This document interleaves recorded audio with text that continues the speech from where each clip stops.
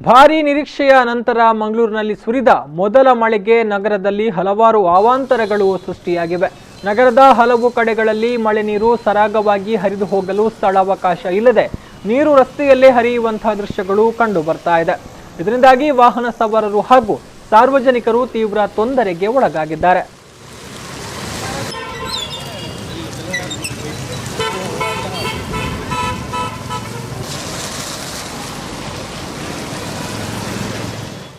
ನಗರದ ಹಳೆ bus stand ಪರಿಸರದಲ್ಲಿ ಚರಂಡಿ ಬ್ಲಾಕ್ ಆಗಿ ಮಳೆ ನೀರು ರಸ್ತೆಯಲ್ಲಿ ಹರಿದು ಹೋಗುವ ದೃಶ್ಯ ಕಂಡು ಬರ್ತಾ ಇದೆ.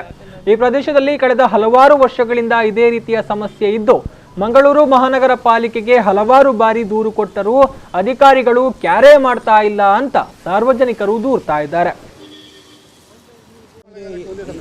2-3 ವರ್ಷದಲ್ಲಿ ನಿರಂತರವಾಗಿ ಇದೇ ಥರ ಆಗ್ತಾ ಇದೆ. ಪ್ರತಿ ಮಳೆಗಾಲ ಬರುವಾಗ ಈ ಸಮಸ್ಯೆ ನಮಗೆ ಎದ್ದು ಕಾಡ್ತದೆ. ಯಾಕೆಂದರೆ ಇದು ಈ ಗಟ್ರದಲ್ಲಿರುವ ಕಚರಗಳನ್ನು ಅವರು ಕ್ಲೀನ್ ಮಾಡೋದಿಲ್ಲ. ಅದು ಹಾಗೆ ಸ್ಟಾಕ್ ಇದ್ದುದರಿಂದ ಈ ನೀರುಗಳೆಲ್ಲ ಮೇಲೆ ಹೋಗ್ತಾ ಇದೆ. ಫುಟ್ಪಾತಿನ ಮೇಲೆ ನೀರು ಹೋಗ್ತಾ ಇದೆ. ಜನರಿಗೆ ನಡುವಂಥ ಫುಟ್ಪಾತು, ಆ ಫುಟ್ಪಾತಲ್ಲಿ ಜನರಿಗೆ ನಡೆಯುವಂಥ ಸ್ಥಿತಿಯಲ್ಲಿ ಇಲ್ಲ. ಅಲ್ಲಿ ಎಲ್ಲ ಮೇಲೆ ನೀರು ಹೋಗ್ತಾ ಇದೆ.